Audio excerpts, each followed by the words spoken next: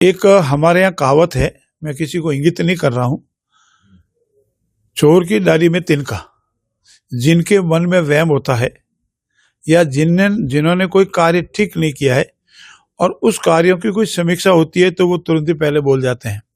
जहां तक English medium स्कूलों का प्रश्न है, इंग्लिश मीडियम स्कूलों के लिए अगर पूर्ववर्ती सरकार ने अपने प्रारंभिक वर्ष में ही या अपने पहले वर्ष में ही वातावरण तैयार किया होता, प्रारंभ से बच्चों की प्रवेश दिया होता, इंग्लिश मीडियम के स्कूलों की अलग से व्यवस्था की होती, इंग्लिश मीडियम पढ़ाने वाले अध्यापकों की भर्ती की होती, या इंग्लिश मीडियम पढ़े लिखे अध्यापकों की छटनी कर इधर से लगाया होता, तो मान सकते थे कि उनकी मानसिकता इंग्लिश मीडियम स्कूल खोलने की है या इंग्लिश मीडियम के स्कूल बच्चों को पढ़ाने की है। परंतु सिर्फ वाई लूटने के लिए जो पूर्व में ही चल रही हिंदी मीडियम की स्कूलें थी, जो 1 से 5 तक बच्चे हिंदी मीडियम पढ़ चुके थे या पढ़ रहे थे, उन्हीं स्कूलों पर सिर्फ नामकरण कर या बोर्ड बदल कर या टैग लगा करके इंग्लिश मीडियम स्कूल बताने का जो प्रयास किया गया है वो गलत है। बच्चों और अभिभावकों के साथ धोखाधड़ी है। उस समय अनेक विद्यार्थियों ने, अनेक अभिभावकों ने और आम जन ने लिख के दिया कि हमारे साथ धोखा हो रहा है, हमारे बच्चे अब इस स्टेज में जाके इंग्लिश मीडियम कैसे पढ़ेंगे। इसलिए हमने उस वक्त संकल्प लिया था कि हम इसकी समीक्षा करेंगे। हमारी एक कमेटी बनी है, वो कमेटी इस बात की समीक्षा करेगी कि क्या इंग्लिश मीडियम की स्कूलें को जो नामकरण किया गया है मात्र वो जनहित में है, बच्चों के हित में है, अभिभावकों के हित में है। अगर अभिभावकों के हित में है, अध्यापक पढ़ाने वाले हैं, बच्चे पढ़ना चाहते हैं, तो वो इसी तरह से चलती रहेगी। और बच्चे पढ़ना नहीं चाहते हैं, टीचर्स अवेलेबल नहीं है, अभिभावक नहीं चाहते हैं, तो उसकी समीक्षा कर सरकार में रिपोर्ट प्रस्तुत होगी और उसके उपरांत इस पर कोई न कोई न्यायोचित निर्णय लेगी। इसीलिए उनको इस पर टिक्का टिप्पणी करने का कोई अधिकार नहीं। कांग्रेस की मानसिकता हो गई है, न उनके पास मुद्दा है, न उनके पास कुछ कहने को है। अंतर्कलह से घिरी हुई कांग्रेस सिर्फ टिक्का टिप्पणी करना, सनसनी फैलाना, झूठ फैलाना, भ्रम और झूठ की दुकान चलाना, ये उनका कार्य है और इसी में वो अपना टाइम जाया कर रहे हैं। मैं उनसे पुनः निवेदन कर रहा हूँ कि एक बार समीक्षा कीजिए। अगर हमारे योजनाओं सही नहीं होती तो आपकी राजस्थान के 7 उपचुनावों में जमानत जब्त हो गई, उसके बारे में तो कोई टिक्का टिप्पणी करते। अभी जो चुनाव हुए हैं निकायों के, उसमें आपकी क्या स्थिति बनी है।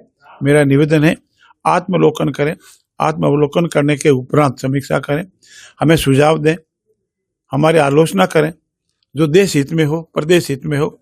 और मैं उनसे ये भी निवेदन करता हूं कि विधानसभा में आइए, विधानसभा में बैठिए, मुद्दों पर बहस कीजिए ताकि जनता का भला हो सके। धन्यवाद। अच्छा सर, एक मैं ये पूछ रहा था, कल मुख्यमंत्री जी रिफाइनरी का दौरा किया। रिफाइनरी पूर्व मुख्यमंत्री जी ने यह भी आरोप लगाया कि 31 तक होना चाहिए। 2 महीने पेट्रोकेमिकल को लेकर खूब सारा राजस्थान में है, हब है, क्या करना चाहिए? देखिए, जहां तक पेट्रोकेमिकल इंडस्ट्रीज लगाने या छोटी इंडस्ट्री लगाने का प्रश्न ही हमारा संकल्प है और लगेगी।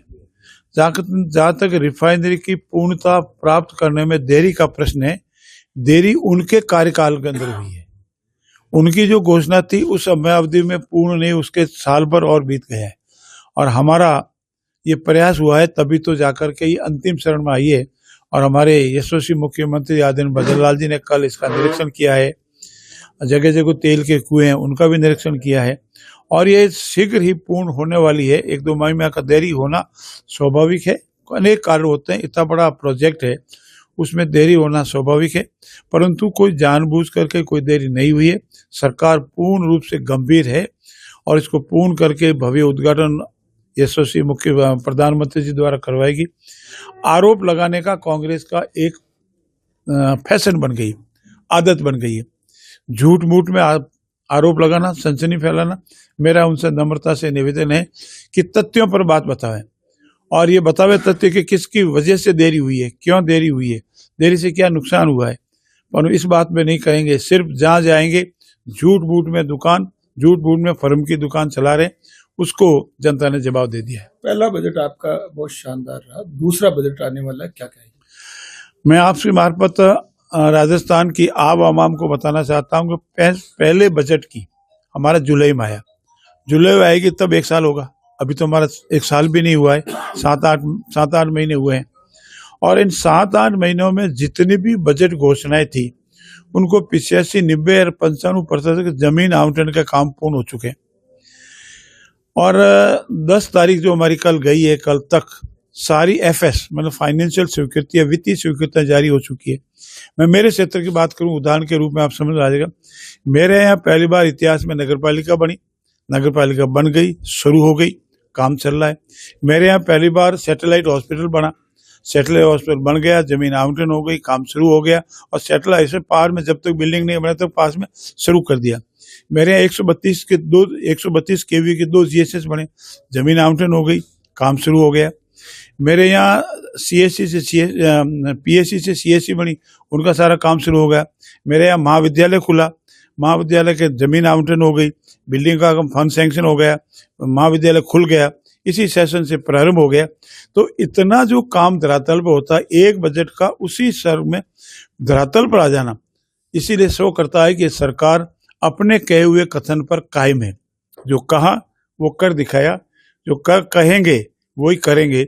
और आने वाला बजट भी हमारा जब आ रहा है फरवरी में, शानदार आएगा, जनहित में आएगा और अनेक महत्वपूर्ण घोषणाएं होगी। धन्यवाद।